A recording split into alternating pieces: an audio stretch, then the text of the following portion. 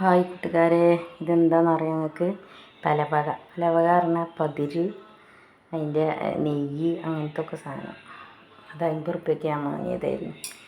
അതിൽ ഞാൻ മുളകും പൊടി 2 സ്പൂൺ ഇട്ടേ. ഞാൻ കൂട്ടുകാർക്ക് വാങ്ങിച്ചു തരാം. ഞങ്ങളിതിൻ്റെ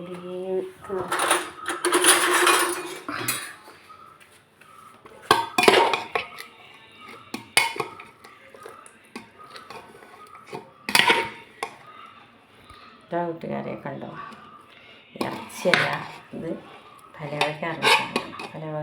പലവകയല്ല, പതിര്, എല്ല്, നെയ്യ്, അതും പാടെ കൂടിയതാണ്. ഇറച്ചി ഇതിലില്ല. ഇപ്പം ഇത്തിരി കറി ഉണ്ടാക്കാമെന്ന് വിചാരിച്ചു.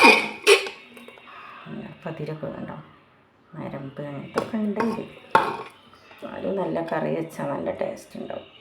ഇത് പതിരാണ്. പതിര് പറഞ്ഞാൽ നിങ്ങൾക്ക് എന്താ പറയാനാവും അവിടെ. മുളകും പൊടിയിലിട്ടിട്ടോ കൂട്ടുകാരെ. ലേശം മഞ്ഞൾപ്പൊടി, ലേശം ഉലുവ. കൂട്ടുകാരെ, ഉലുവ നമ്മൾ ബീഫിൽ, ഇറച്ചിയിൽ എല്ലാത്തിനും നമ്മൾ കൂട്ടണം. ടേസ്റ്റാണ്. പിന്നെ ലേശം ഉപ്പ്,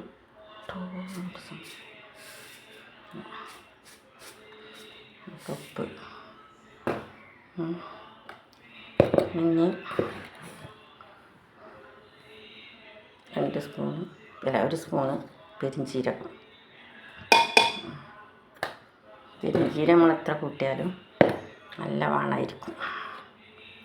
കൂട്ടുകാരെ, മല്ലിപ്പൊടി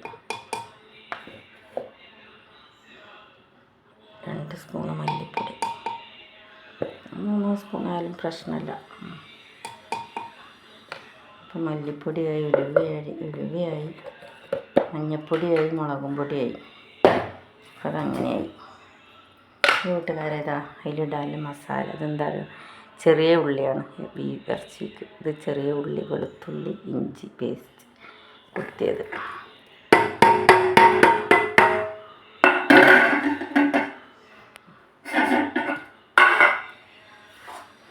സവാള വഴറ്റണം, സവാള വഴറ്റിയത്, തക്കാളി വഴറ്റണം, തക്കാളി, പച്ചമുളക്. ഇതിൽ ആഡ് ചെയ്യാൻ കരിവേപ്പും കൂടി ഉണ്ട്.